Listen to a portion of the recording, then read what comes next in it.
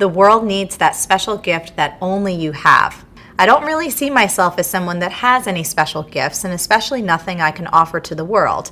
How can I work out what these special gifts are that I was sent into this world with? This is a super great question. You know, I have never met one single person who doesn't have any gifts, but I've met loads of people who wonder if they even just have one. On one side, you have self-assurance and confidence, which make for a happy and healthy personality. On the other side, you have narcissistic personality disorder, which is self-centered, non-empathetic, and emotionally draining to be around. Let's look at the person you're sitting beside and say to them, you're going to learn something. Go ahead and tell them that. Look right back at them and say, and it's about time.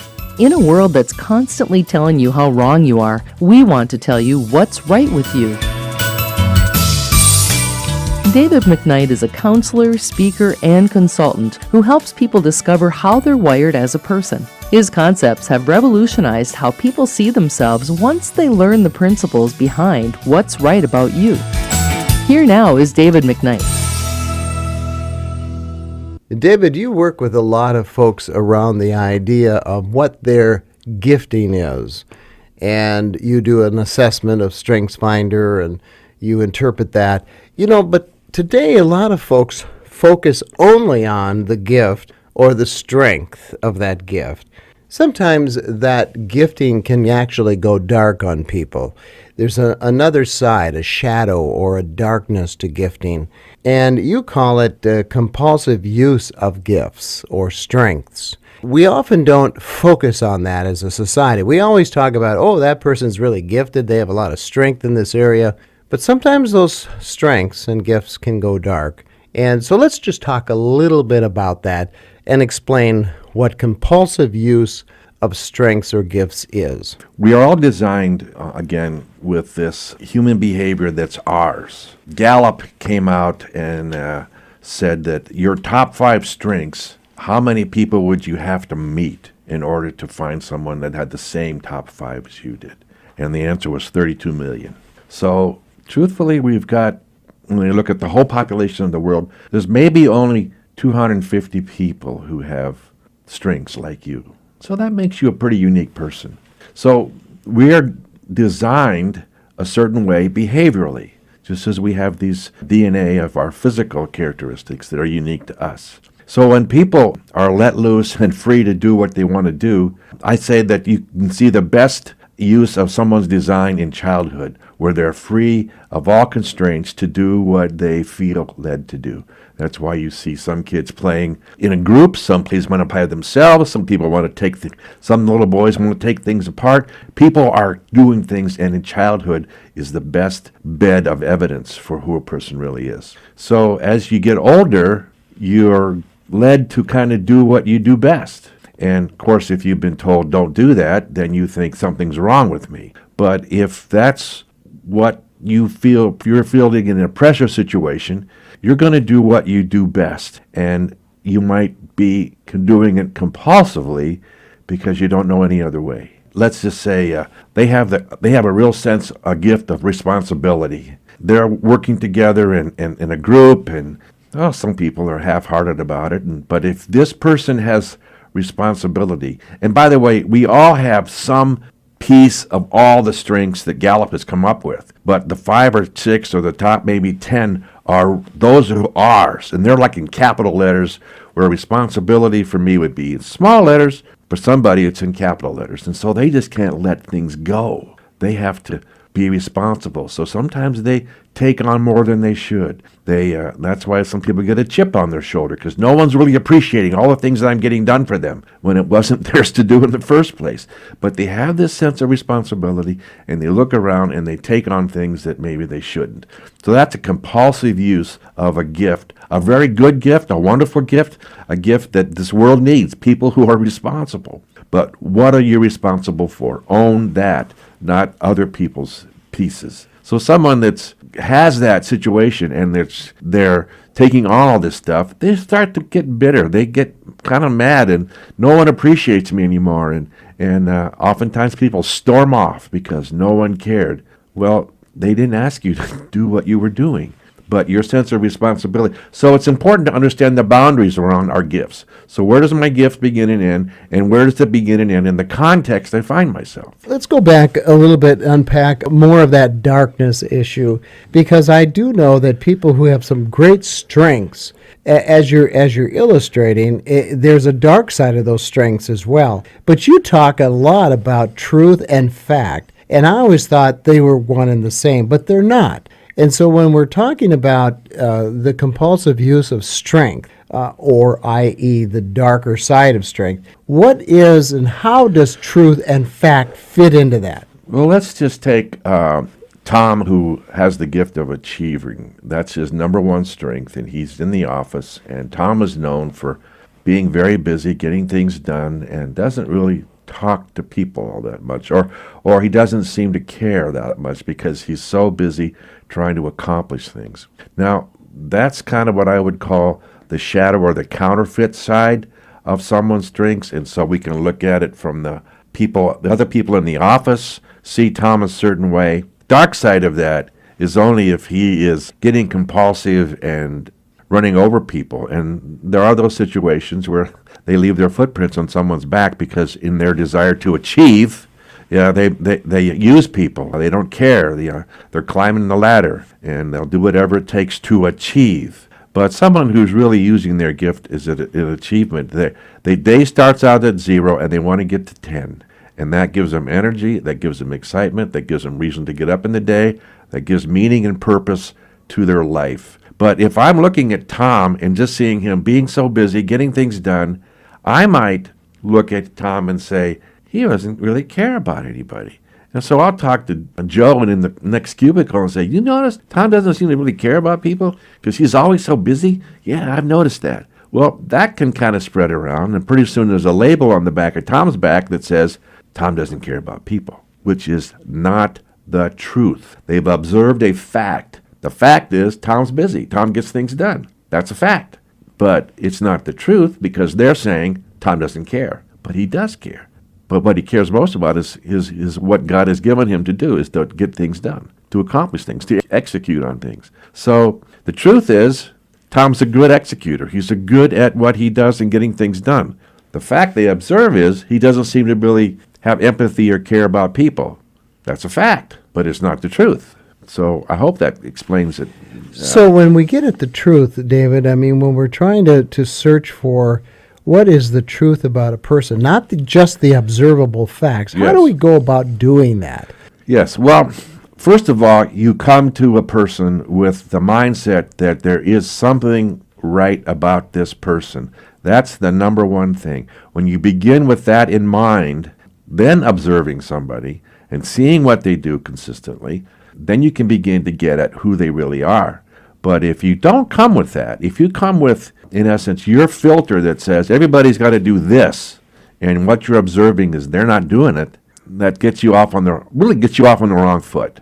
People do what they're designed to do. It's like a artesian well. It keeps coming. It keeps coming. You really can't shut what someone does best off. They can't shut it off because it's a part of who they are.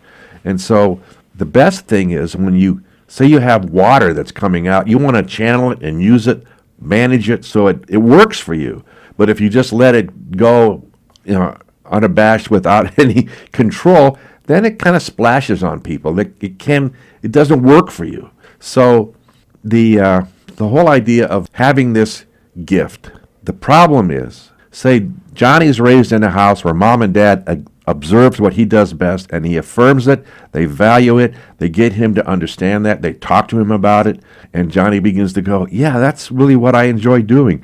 And they keep talking to him about that, so by the time he leaves school, he knows who he is. Versus Billy over here, when he's doing what he does best, and his parents don't see it that way, and they're constantly telling him to sit down, stop, don't do this, pretty soon Billy begins to think, gee, this thing I do, I shouldn't do, so I'll try to sit on it. I'll try to put it in the back burner. I'll try to be better.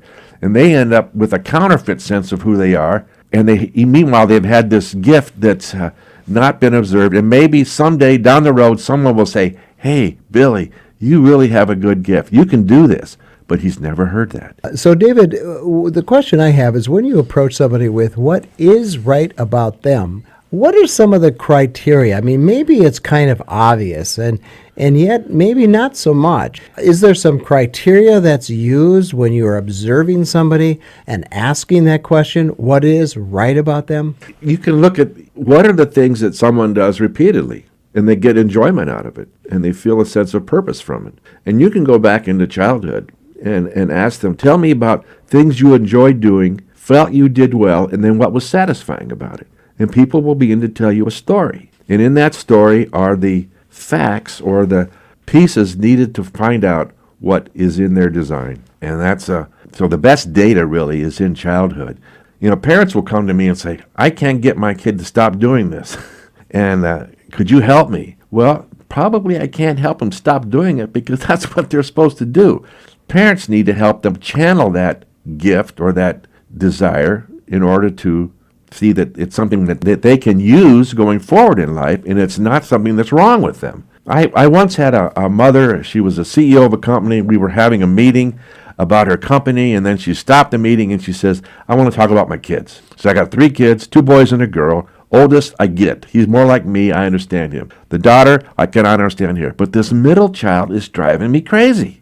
Okay, so we're starting out with the idea that there's something wrong with this child. So I asked her, so describe to me a situation. Well, we go to the donut shop. I take him in to buy donuts, and there's a bunch of them. He can never make up his mind. What's wrong with him? Okay, then I asked her another question. So how does your son like to play? Well, he's up in his room by himself. Well, what's he doing? Well, he's probably taking something apart, putting it together, playing with some toys. So right there, I have 2 things come out. He's a process person. You can't put 100 donuts in front of him and ask him to pick one because he's got to process 100 donuts. What if he just said, Johnny, do you want a glazed donut or a chocolate donut? See how that works. And he's taking things apart in his room because he's trying to figure things out. He's a process person. Well, that in fact was the case, you know. Next time she began to narrow his choices down to just 1 or 2, and he all of a sudden became a wonderful child. Did he change? No, Mom changed. Mom changed her approach. Mom changed her a sense of there's something right about my son, and I'm going to find out what it is. And so there are ways to observe our behavior. You know, sometimes I call myself a behavioral economist because your behavior has consequences, and a lot of times they're economic. So knowing this as going into adulthood, they have behavior. There's a way they do things, and they do that well. Now find a context in which that will pay them, in which they can find purpose and meaning in life.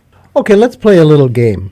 And the game is you're going to decipher what's right about me. And so if I ask you that, I want to see how accurate you are when you're looking at me. What's right about me, David?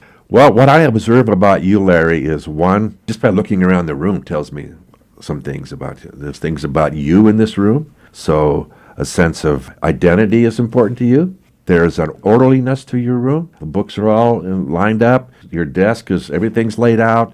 There's order in this room. You come into this room and there's order, which brings a sense of peace. And I've been in offices where there's kind of chaos. But I understand that's who they are, so I need to approach them from that perspective. Well, you know, you're not bad. I think I'll sign up. I do like order, and I like context. Yeah. Something has to have meaning to me in order for it to make sense. If you give me no meaning, no context, I have no way of processing that. I'm just kind of lost. That's why if you give me a theme or a topic that I can get my hands and arms around, I do fairly well. But just this sort of willy-nilly kind of ad-lib stuff, sometimes that drives me nuts. Mm-hmm. Earlier this week, I had a meeting with a race car driver and his 2 crew members. And we did a little exercise to find out what was right about all 3 of them. And what came out of the driver, or the guy who was kind of paying the 2 crew members, he had the majority of what he did best in his number 1, 2, 3 things was all in a desire to get things done. He had a sense of achievement, a sense of belief, and a sense of responsibility that were very strong.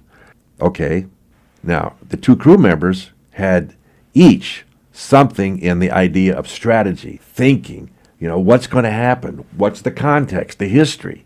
And so I laid that out, and I said, And the driver says, oh, that's why when we pull into a new racetrack, so-and-so gives me the history of that track. I've never been here before, but that's important to him. But he also will give me a futuristic sense of what's coming down the road. So that little discussion lifted the self-esteem of that guy that's got to help make this car go, lifted him way up. And it took a burden off the driver who felt like he had to have a sense of responsibility, because that's what his thing is, that he could let go of some things and release it to some of his crew members who had very good gifts but were underutilized. So that's a little example of how context came out in a discussion that may change someone's life. David, this is what you do for people. You do this for churches and corporations and businesses and race car drivers, as you just related. So at the end of the day, when somebody contacts you and they want you to come and make a presentation to their group, what exactly is your elevator speech for that? How do you respond to them? If I come in and I leave, what is it that you want to see that's different? And usually it always stems around behavior, relationships and behavior. A leader needs to make an emotional connection with his followers, and the best way to do that is to know who they are, to know the gift, to know what's right about each person in the room. And so I will probably start from that perspective, and that's the core piece, and often then it branches out into team development, working the mediation, so-and-so aren't getting along, or even it moves into vision and how can we do what we're doing better, what's our purpose. All those things are core to individuals as well as to any organization. And so I can easily translate it from an individual to a corporation. Core values for the individual, core values for the organization. They're all very important for success. If you would like to know more about what you've heard today, you can contact David McKnight by calling 612-990-6604. Again, that number is 612-990-6604.